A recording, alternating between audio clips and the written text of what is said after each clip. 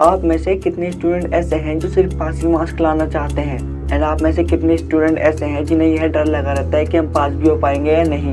वैसे यह डर 40% स्टूडेंट को लगा रहता है, और ऐसा इसलिए होता है क्योंकि उन स्टूडेंट को यही नहीं पता कि पढ़ाई किस चिड़िया का नाम है। वैसे पढ़ाई जितनी हार्ड लगती है एक्चुअल में इतनी हार्ड है नहीं।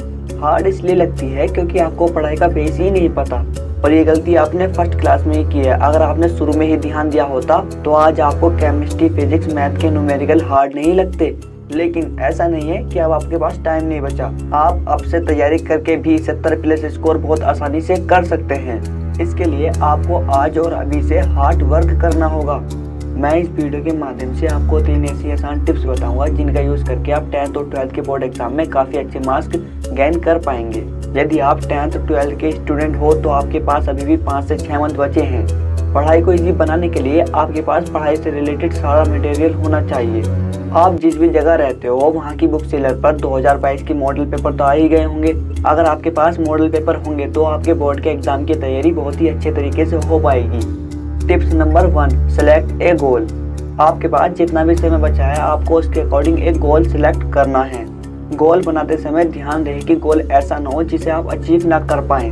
अगर आप 12th के स्टूडेंट हो तो आप अपने 10th का रिजल्ट देखकर गोल सिलेक्ट कर सकते हैं, क्योंकि 12th का रिजल्ट 10th के मार्क्स के आधार पर ही बनाया जाता है।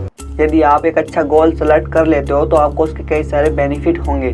जब भी आप पढ़ाई को लेकर डिमोटिवेट होंगे तब वो गोल आपको पढ़ाई करने के लिए फोर्स करेगा, एंड आपका दिमाग आपको उस गोल को अचीव करने के लिए एनर्जी प्रदान करेगा।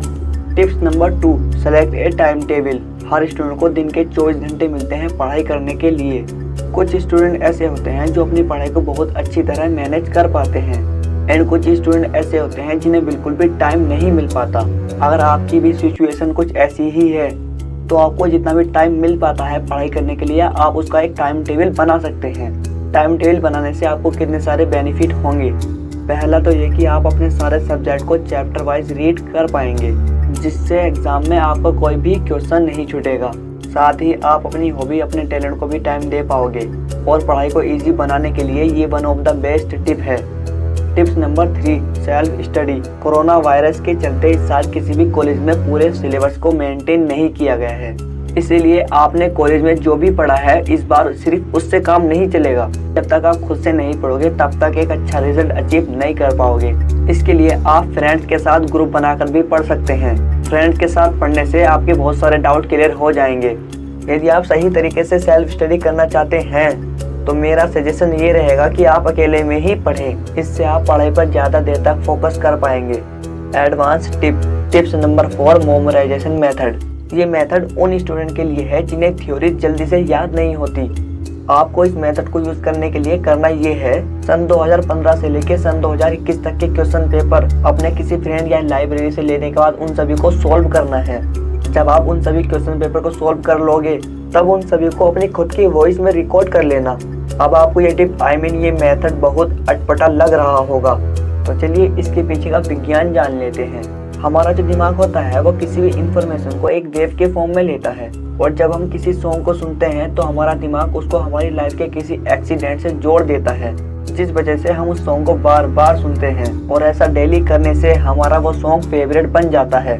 यदि आप उस सॉन्ग को याद ना भी करना चाहो तो भी वो सॉन्ग आपको याद हो जाएगा। हमारा ब्रेन किसी भी चीज को सुनकर 50% जल्दी याद कर पाता है।